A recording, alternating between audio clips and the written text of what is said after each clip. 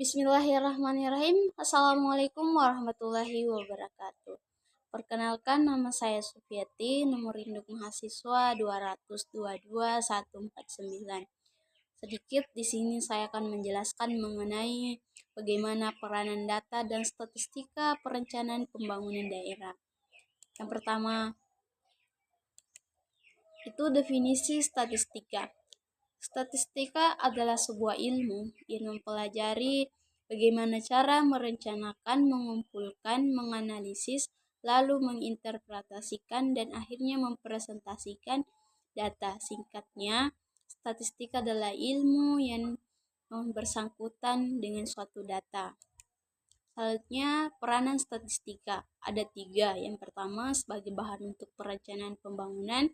Yang kedua, sebagai bahan pengendalian, monitoring, dan evaluasi pembangunan. Yang ketiga, sebagai airworthiness system.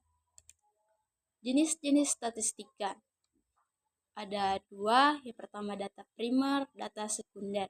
Data primer itu sendiri itu data kamu peroleh sendiri tanpa memakai data dari pihak lain. Jenis data ini lebih mudah dikendalikan sehingga validitas datanya lebih terpercaya. Sedangkan data sekunder itu data yang bisa kamu dapatkan dari sumber lain seperti perusahaan, BPS, dan lainnya.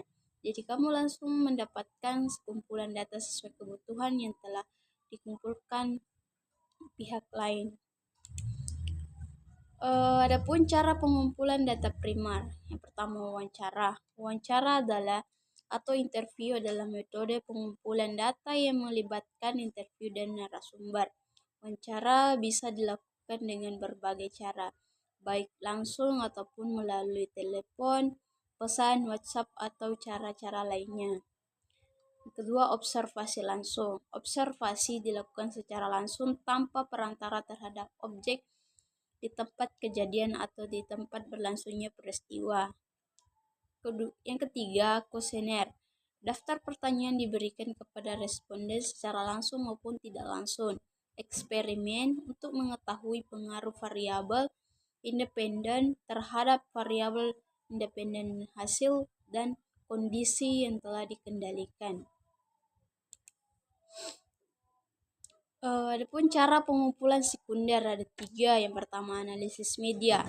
Analisis media, pengumpulan data sekunder bisa dilakukan dengan teknik analisis media, baik itu dari media cetak atau media sosial, di mana kita dapat melihat fenomena-fenomena yang relevan dengan apa yang kita teliti berdasarkan media sosial. Yang kedua, kajian pustaka. Kajian pustaka sendiri merupakan suatu kegiatan untuk menghimpun informasi yang relevan dengan topik yang masalah yang menjadi objek penelitian dan biasanya diperoleh dari buku-buku, jumlah dari karya ilmiah, tesis, dan disertai orang lainnya. Yang ketiga, observasi. Observasi sendiri memiliki arti kegiatan untuk melakukan pengamatan terhadap objek secara langsung yang memiliki karakteristik objektif, faktual, dan sistematik. Adapun strategi peningkatan pengelolaan data statistik dalam pembangunan daerah. Ada 4, yaitu peningkatan pemahaman metodologi statistika penting bagi pembangunan oleh pemerintah daerah melalui pengumpulan, pengelolaan, analisis, dan pengajian data. Yang kedua, peningkatan jumlah dan kualitas SDM dengan kompetensi statistik perlu diperhatikan. Yang ketiga, sinergitas data dan awareness statistika antara OPD sangat diperlukan dalam mendukung pembangunan oleh pemerintah daerah.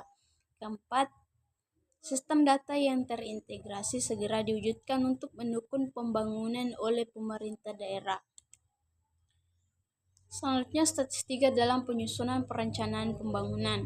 Statistika diperlukan dalam bisnis untuk mendapatkan data yang benar-benar berkualitas demi menghasilkan output atau keputusan yang berkualitas pula. Hal ini dilakukan dalam upaya untuk meminimalkan kesalahan-kesalahan yang terjadi dalam perencanaan. Fungsi data perencanaan pembangunan. Data sangat diperlukan dalam perencanaan pembangunan. Terbukti dengan data data yang berperan sebagai informasi sehingga dapat dijadikan bahan untuk menetapkan kebijakan yang lebih baik. Pentingnya data perencanaan pembangunan.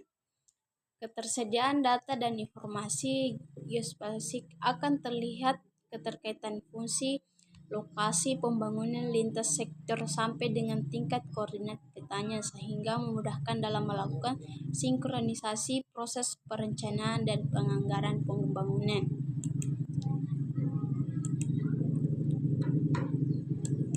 Yang terakhir, tahap perencanaan pembangunan.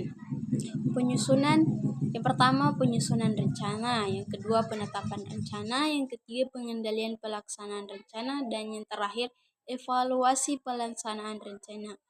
Keempat tahap diselenggarakan secara berkelanjutan sehingga secara keberlangsungan membentuk suatu siklus perencanaan yang utuh.